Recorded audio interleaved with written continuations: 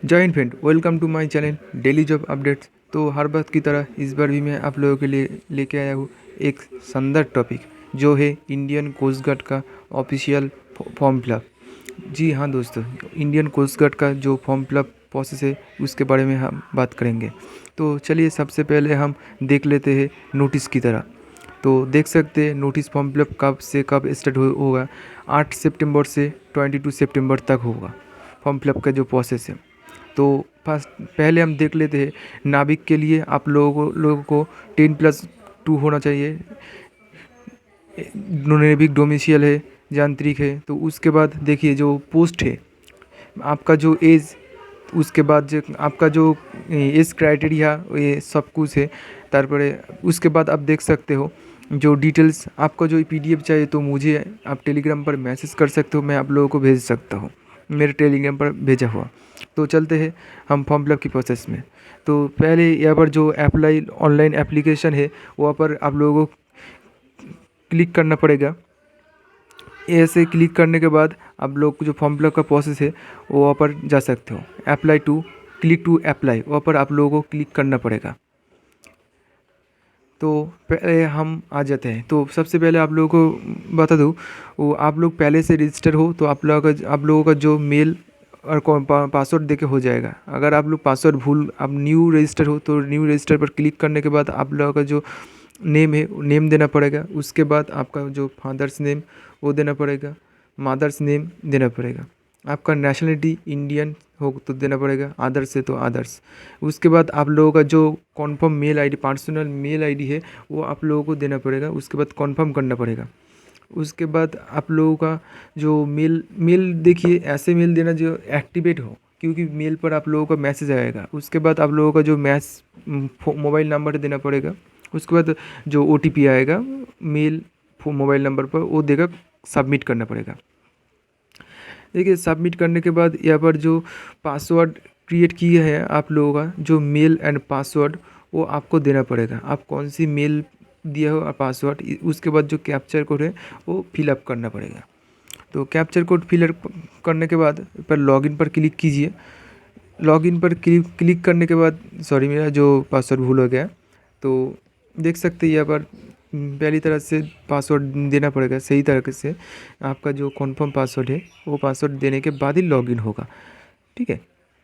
तो पासवर्ड मैं फिर से दिया। उसके बाद जो कैप्चर कोड है यहाँ पर, कैप्चर कोड आप लोगों को फिल करना पड़ेगा। तो कैप्चर कोड फिल करने के बाद हम लोग एंटर करेंगे जो नेक्स्ट फेज़ में, ठीक है। जो चलते हैं, देखिए मेरा पासवर्ड से है। तो पासवर्ड क्लिक हो जाने के बाद यहाँ पर देखिए कोस्ट गार्ड की तरफ से जो इंस्ट्रक्शन दी गई है, आप लोग इस इंस्ट्रक्शन को अच्छी तरह से रीड कर लीजिए, ठीक है। ये आप लोगों के लिए। उसके बाद सबमिट करना पड़ेगा। सबमिट करने के बाद यहाँ पर जो आपका जो कुछ डॉक्यूमेंट वेरिफिकेशन होगा तो आपको देना पड़ेगा। आपका जो आइडेंटिटी प्रूफ देना पड़ेगा। आप कौन से आइडेंटिटी प्रूफ के माध्यम से फॉर्म फिलअप करना चाहते हैं उसका नाम बात देना पड़ेगा। उसके बाद देखिए आपका जो मार्क्स, आइडेंटिटी मार्क्स, आपका जो शेड्यूल में कहाँ पर कुछ है वो देना पड़ेगा। एक मार्क्स देना पड़ेगा, कन्फर्म करना पड़ेगा। अगर आपके पास नहीं है तो सेकेंड मार्क नहीं है तो नहीं देना पड़ेगा। उसके बाद जो आपका जो कैटेगरी, आप कौन सी कैटेगरी में आते हैं वो आपको देना पड़ेगा, SC ST OBC। उसके बाद आपका जो कास्ट कैटेगरी सर्टिफिकेट वो देना पड़ेगा। डेट आपका, आप जिस भी कास्ट से है वो आपको देना पड़ेगा, ठीक है। उसके बाद जो डेट ऑफ बर्थ है, कास्ट मैंने कब आइडेंटिटी हुआ है, इशू हुआ है, वो आपको देना पड़ेगा। वैलिडिटी डेट मेंशन करना पड़ेगा आप लोगों को।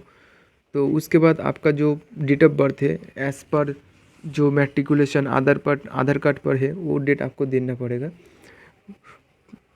Proof of date of birth, आप कौन सी आधार पर देना चाहते हैं, 10th स्टैंडर्ड पर या आधार कार्ड पर, वो आपको सर्टिफिकेट पर मेंशन करना पड़ेगा।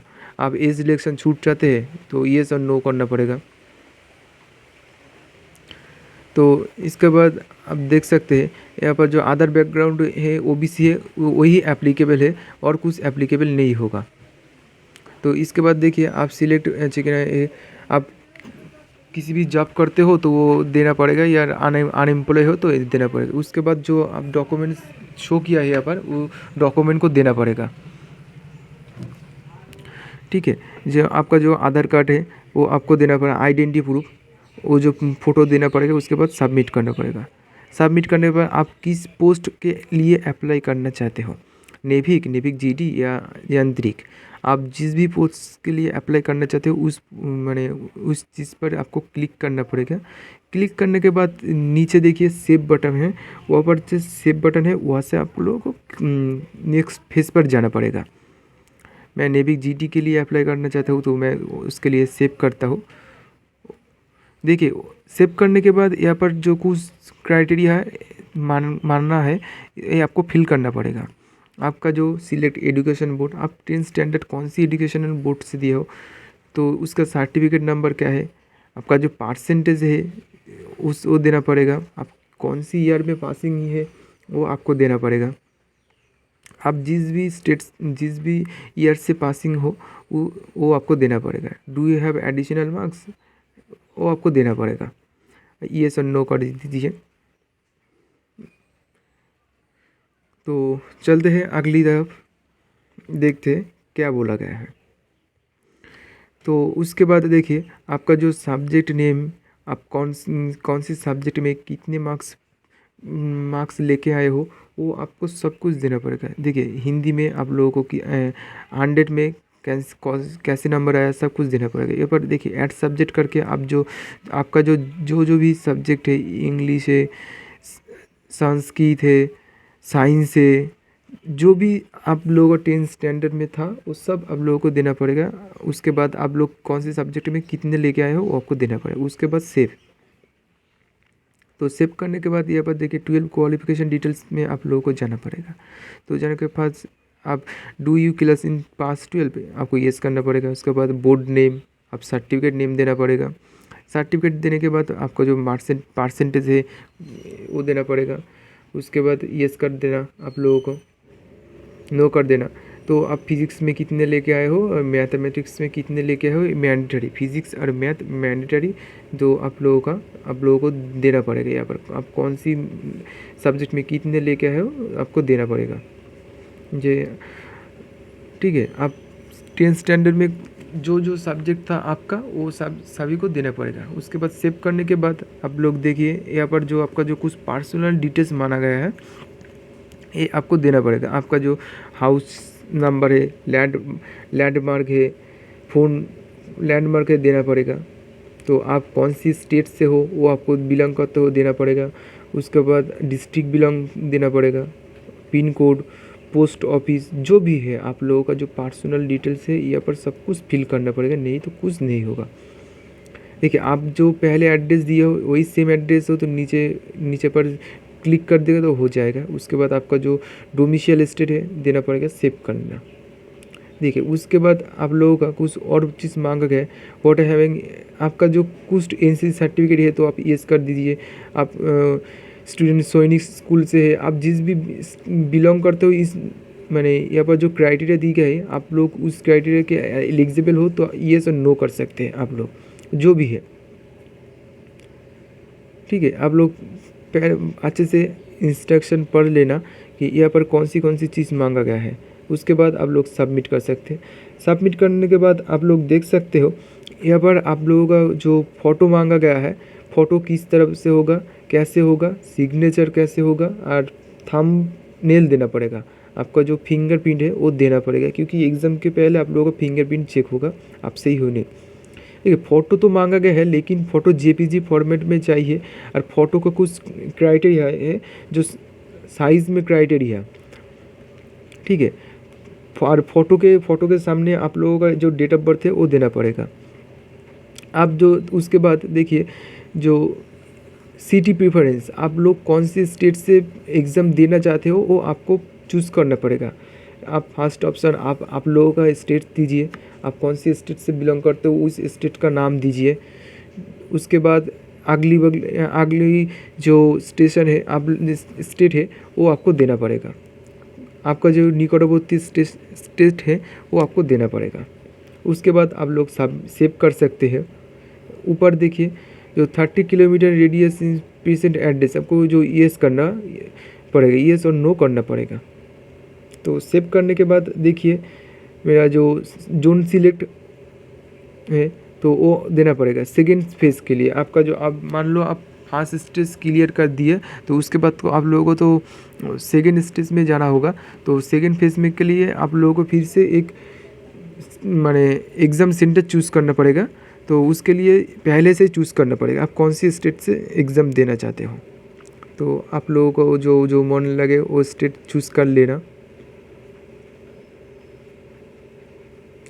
चूज़ करने के बाद यहाँ पर जो सेव ऑप्शन है वहाँ पर क्लिक कर सकते हैं। देखिए जो आप लोगों का जो फॉर्म फिलअप है वो आप लोगों का लगातार प्रोसेस कंप्लीट हो गया। लास्ट तरह से कुछ पर्सनल इन्फॉर्मेशन इंस्ट्रक्शन दी गई है आप लोगों के लिए।